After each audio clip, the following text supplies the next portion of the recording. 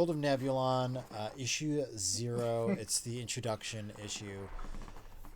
As an issue 0, 49 pages. Yeah. Like, wow. I'm used to the issue 0s being like 15. Yes. It does have 4 different stories in it. They have a little layout of it in the back here. You have the World of Nebulon, Friend or Foe, Project K, Welcome to the Family, Nebulon, Knight of Justice, number 1, then Project K Origins, Masura.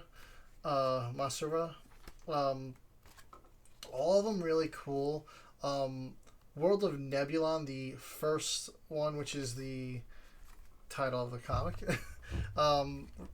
Really cool story. It's kind of the most recent of the stories, and then the rest are kind of like prequel. They kind of give you a little origin on each of the characters in the story, and even some characters you don't see in the story.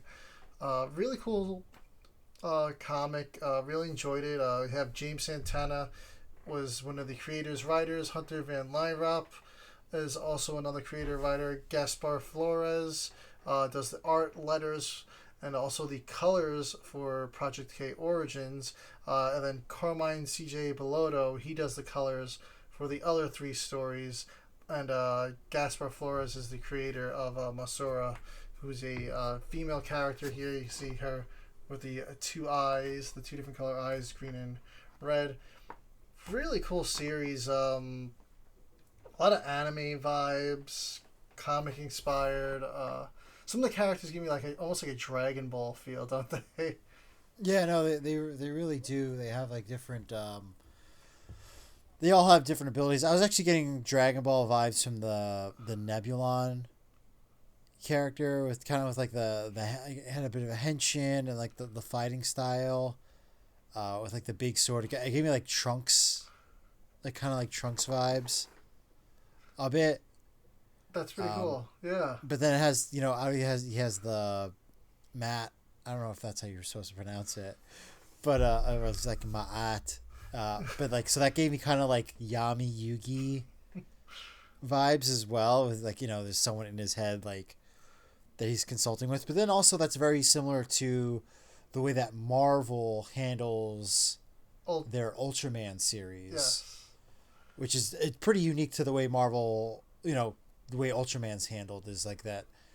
Both people are actually in their head and they're talking with each other. Like I feel like it's usually not. Yeah, I mean, occasionally, like we've seen it in an arc or Blazer where they have a conversation, but like mid battle, like you don't like see that often, like on the shows. Yeah, or like just during like in the middle of a situation, like the Ultra like in the background is almost like a ghost. Yeah, they're like having a conversation giving in their their head. input. Yeah. You don't see that a lot. Yeah. So to see a similar mechanic in World of Nebulon is pretty cool. There's a lot of things going on with that, and I actually the first story was I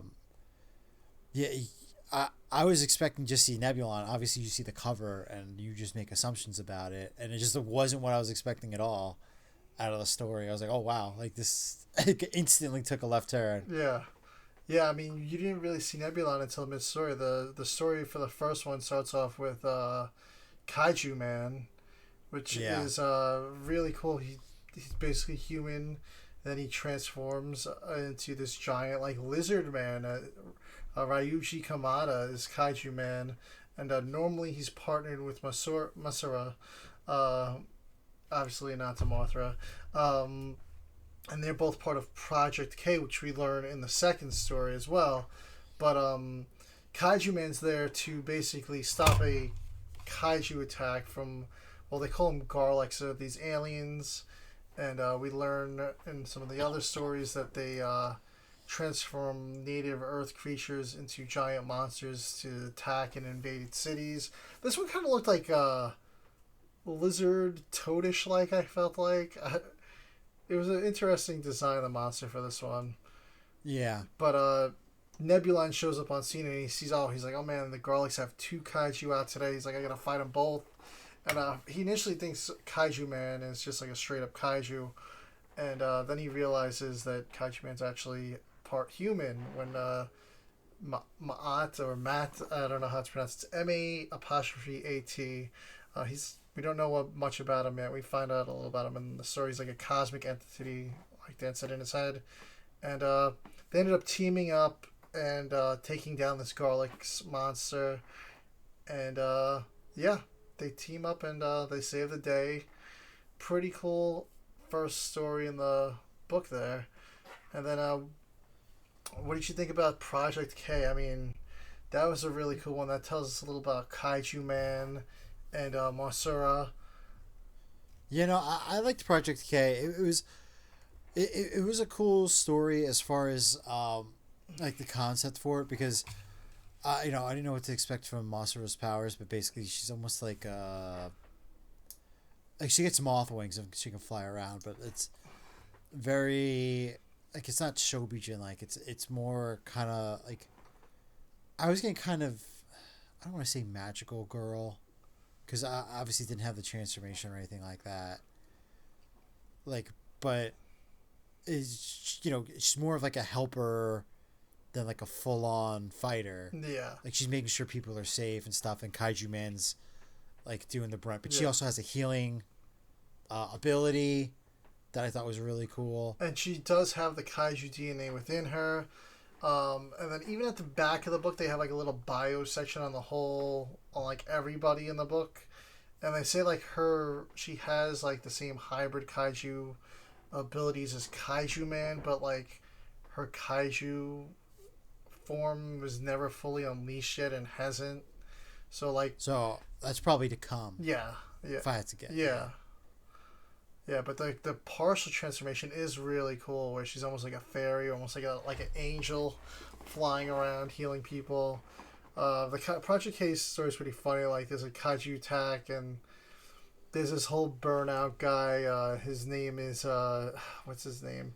Matt Rayner, and he's just kind of a burnout listening to music. Everyone's running away, and he's just kind of like listening to his rock music, it seems like, and he doesn't care. Yeah.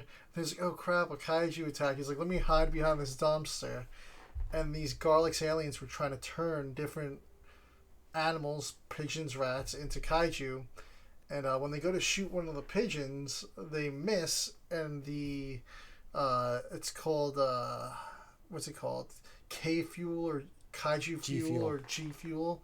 It's Garlexian tech, which are the aliens that are invading Earth, and they've pretty successfully conquered the United States.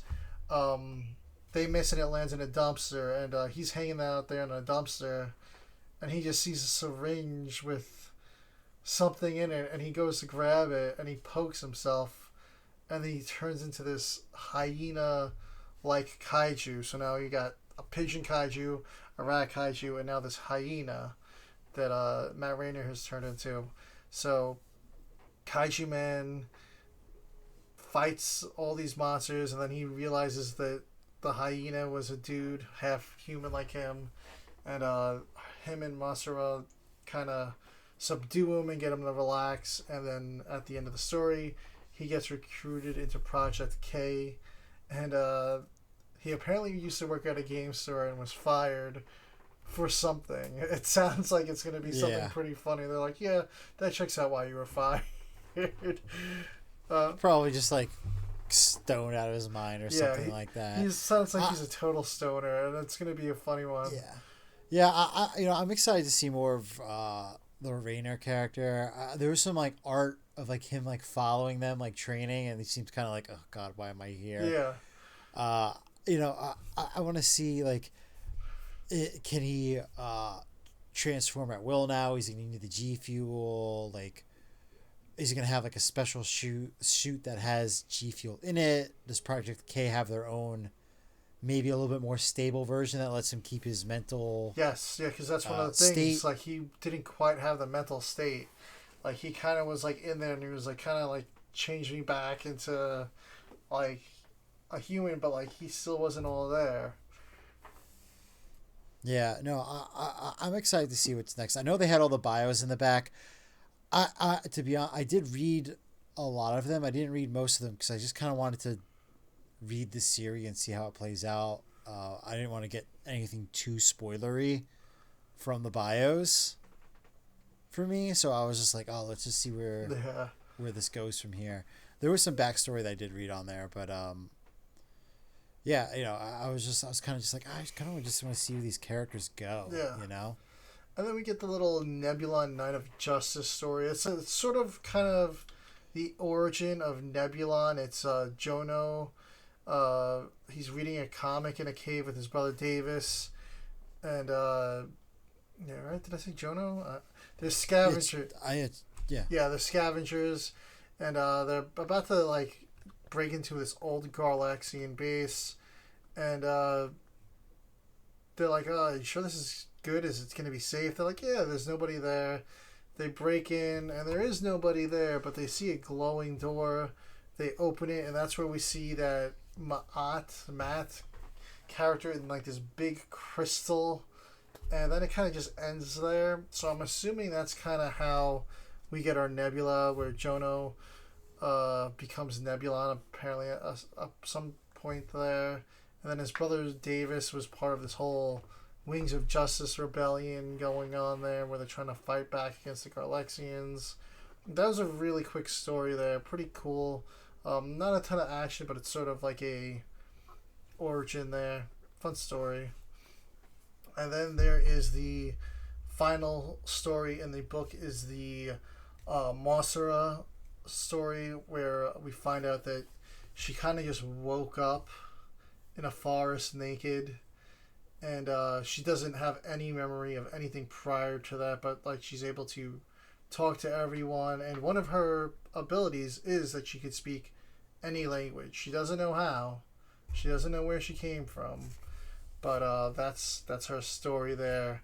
And she lived in this like little remote village for a while, and then she headed out into China, and there's all these earthquakes, and clearly it was probably from kaiju or something going on underground that the Garlaxians are doing.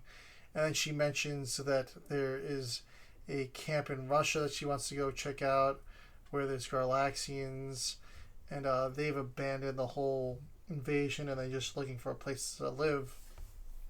And then if you do read in the bios, that's where she was eventually found by Project K and brought on. So I'm sure maybe we'll get a little story on that. She's a very interesting character. There's a lot of mystery to her and her abilities, and is she going to transform fully into a kaiju? All of it's really cool. I mean, I'm really digging it. There's a big just platter of characters here. There's really building a world for Nebulon here. Yeah. I kind of wonder as far as like what the goal is with this series, with them having 4 issues inside of one. Is the next World of Nebulon issue going to be a similar setup?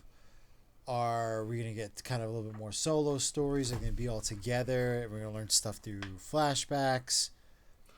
Well, yeah.